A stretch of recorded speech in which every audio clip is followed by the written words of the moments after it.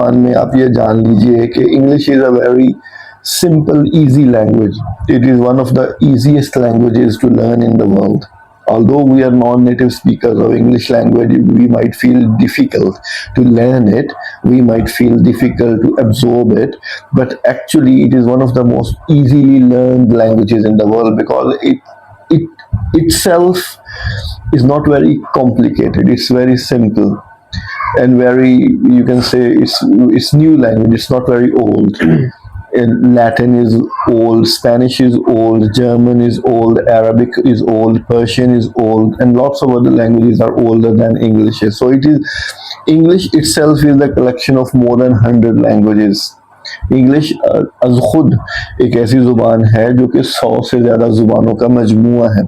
इसमें हज़ारों लैंग्वेज में इसमें अल्फाज ऐसे हैं जो हमें लगता है कि because we don't know, but उनका ओरिजिन जो है वो फ्रेंच में होगा, स्पेनिश में होगा, लैटिन में होगा, इटालियन में, डिफरेंट लैंग्वेजेस का मजमुआ बन के वो इंग्लिश में मर्ज. लेमन वर्ड है, विनेगर वर्ड है, हॉस्पिटल वर्ड है, मैडम वर्ड है, बहुत से. There are hundreds and thousands of words which are part of English language but their origin is not English.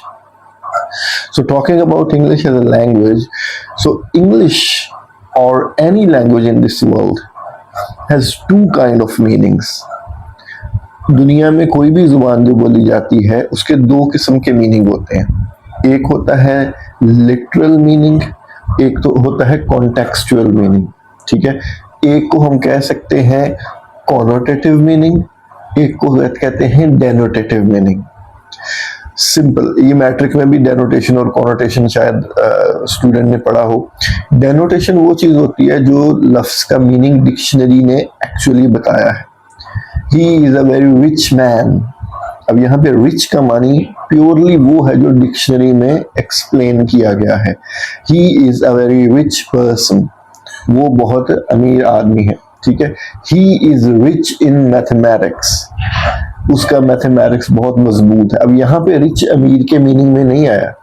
यहाँ पे रिच वसी होने के, एक्सपैंड होने के मीनिंग में आया. ठीक है. So his English is very rich, his mathematics is very rich, his knowledge is very rich. ये डिफरेंट मीनिंग आ गया रिच इसमें. और दूसरी तरफ जब हमने कहा कि he is a rich man, तो इसके अंदर डिफरेंट मीनिंग आ गया. लेकिन जहाँ पे हमने यूज किया his mathematics is very rich, he is rich in mathematics, he is rich in knowledge, तो यहाँ पे हमने इसका कॉनोटेटिव मीनिंग यूज किया.